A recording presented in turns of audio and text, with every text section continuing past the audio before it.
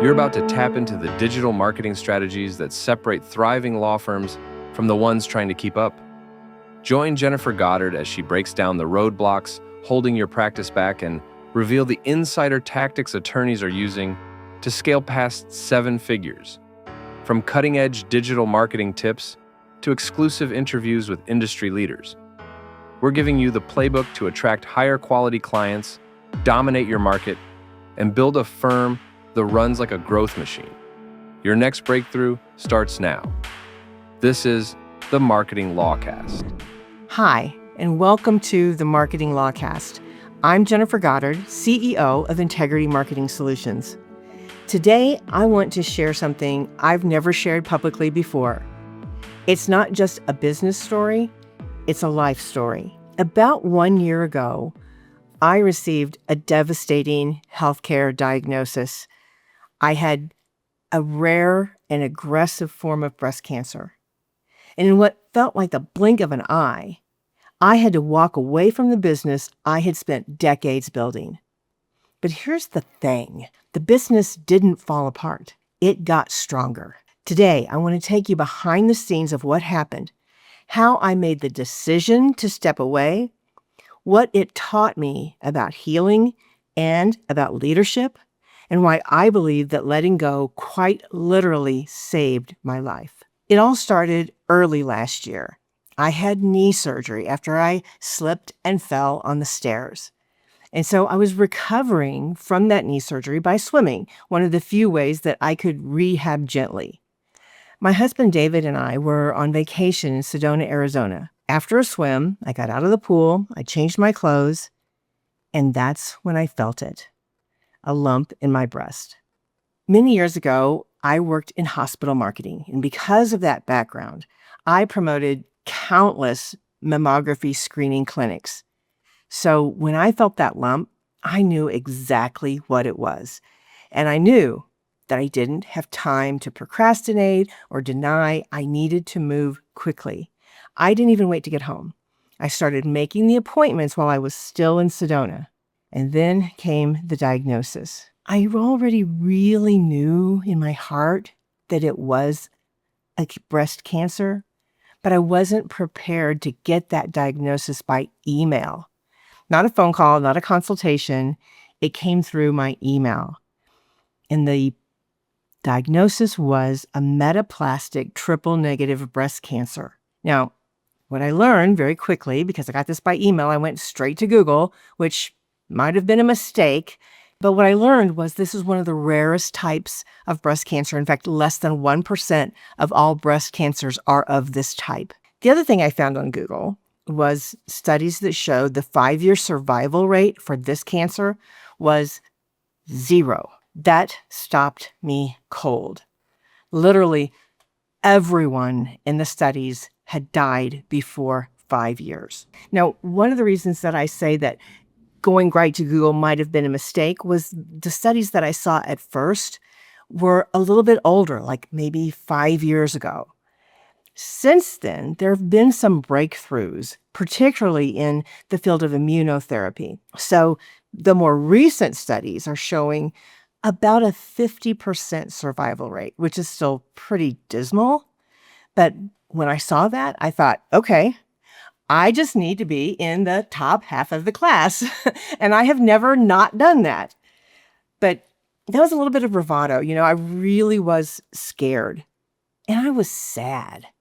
I hated the pain that I was causing my family. But I never believed that I would die. I started praying, and I prayed for complete healing.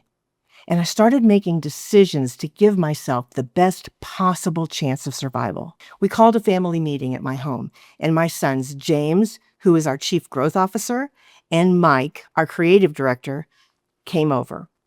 And I told them the truth. This was serious. I would be starting treatment immediately, and James would need to take over the business. I tried to reassure them that I would still be involved. I would still be helping behind the scenes. But just 2 weeks into chemo, I was in the hospital with life-threatening sepsis. I couldn't help. I couldn't lead. I could barely sit up. And I'll never forget the look on my son's faces as I told them the prognosis. I've spent my life trying to protect them. And now here I was, the one delivering the worst news that they had ever heard. Chemo was relentless. If you've never experienced chemotherapy, it's just a word. And that's how it was to me. It was like, okay, people go through chemo. I had no idea what that meant. Because my cancer was very aggressive, the chemo that they threw at it was everything plus the kitchen sink. It was the most aggressive chemo protocol that we have. I couldn't sleep. I was almost constantly sick. I moved into a separate bedroom with a power recliner chair so that David could get some sleep and I could get some rest by sitting upright, which is the only way that I could rest. I couldn't rest at all laying down. But even in these darkest hours, I created rituals. I spent hours in prayer, in meditation, and in reading scripture. I built a meditation playlist on Apple Music. I made these Facebook reels, little morning messages with scripture and music and a photo.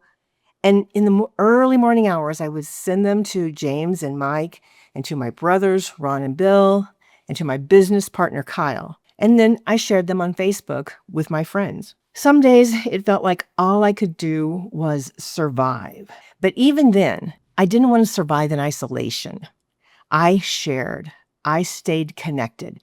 It was really important to me that I not be ashamed of this or embarrassed of this or that I keep it a secret.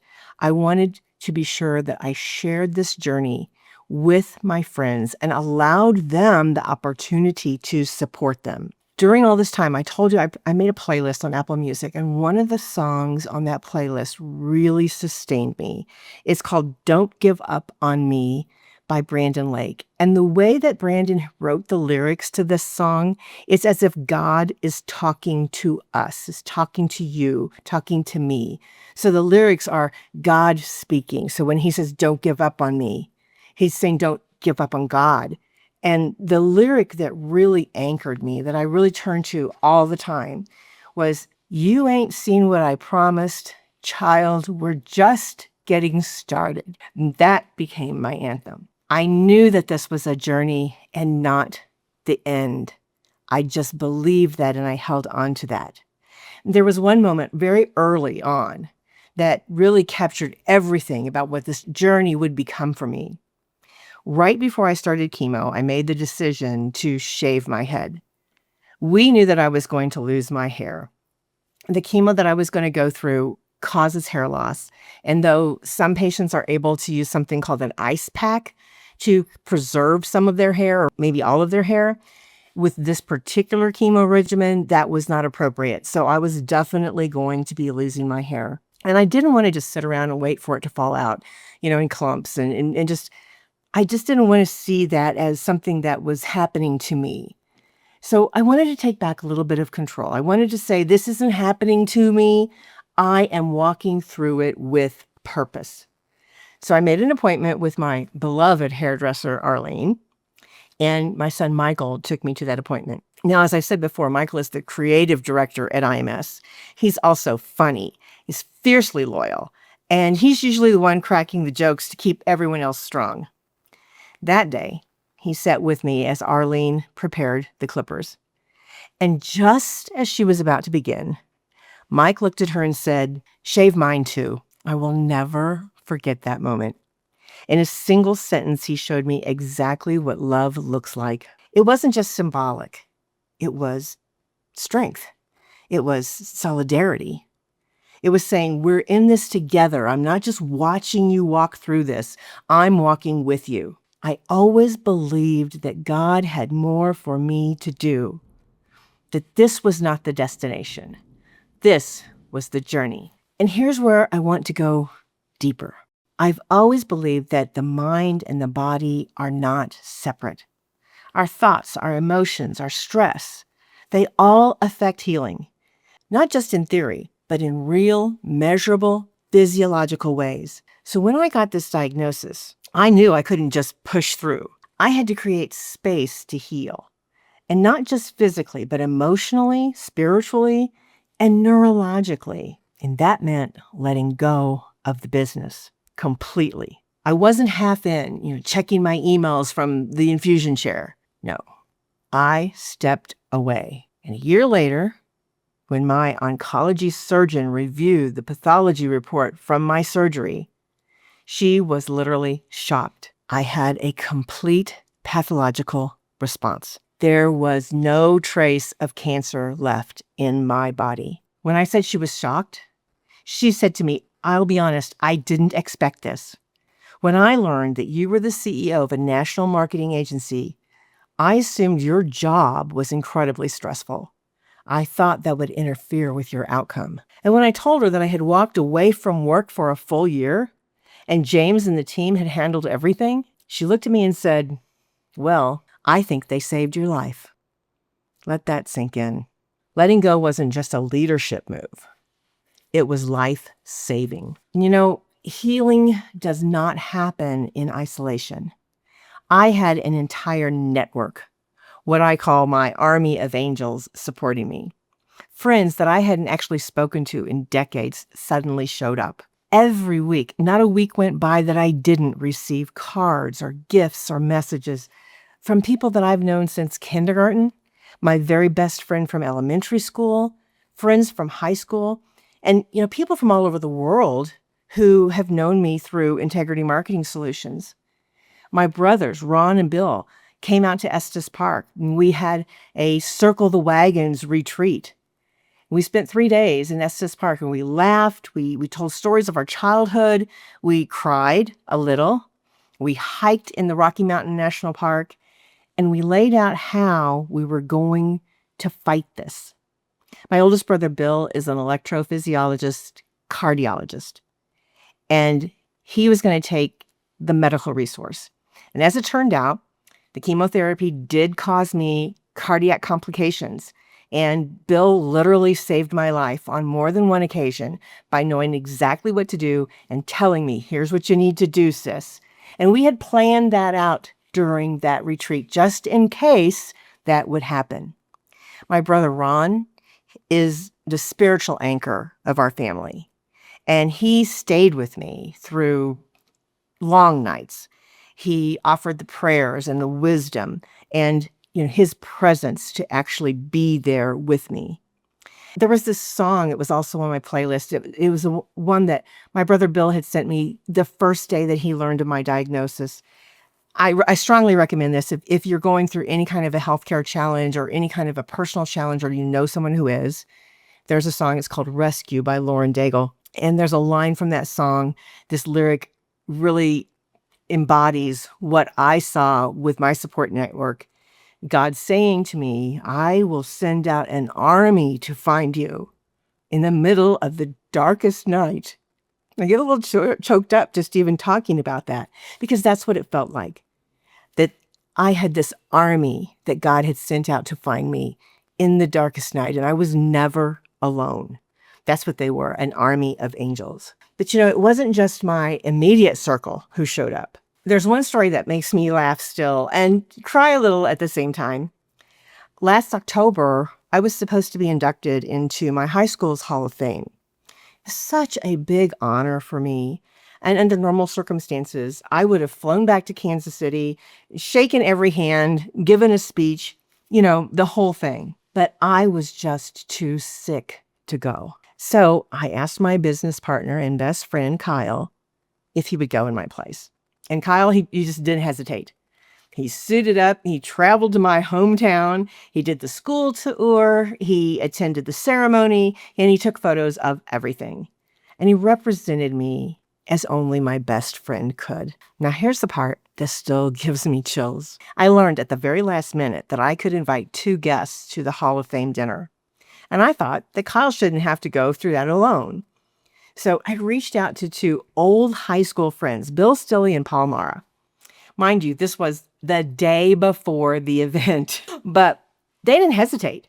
They both dropped everything, threw on suits and ties, and they showed up for me. They sat with Kyle and they told stories about me from our school days. Many of those stories were hilariously unflattering, I will say, but they made sure that I was celebrated even though I couldn't be there. That meant the world to me. And I think it meant the world to Kyle too.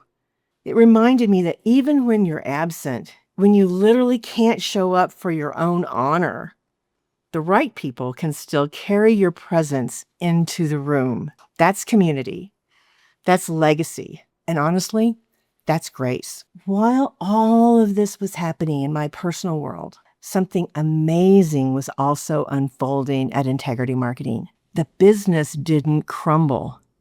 It thrived. Revenue at first stayed steady, but then it started to climb.